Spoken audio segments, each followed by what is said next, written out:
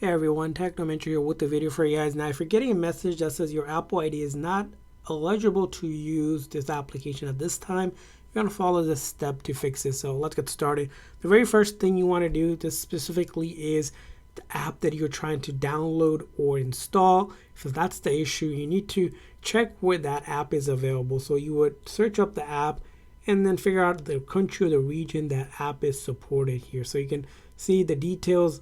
For example, where this app is supported, you can go ahead and find details like the languages and the region.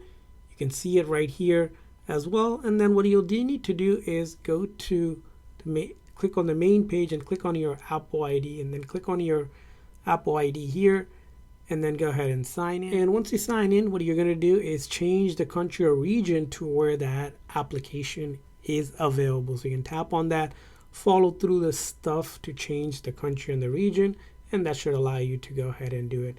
Now, another fix is going to be if you are on the right country but if it's still not working, you're just going to go ahead and tap on your setting, Apple ID, and then you're going to go ahead and sign out and sign back in, and that should go ahead and fix this issue.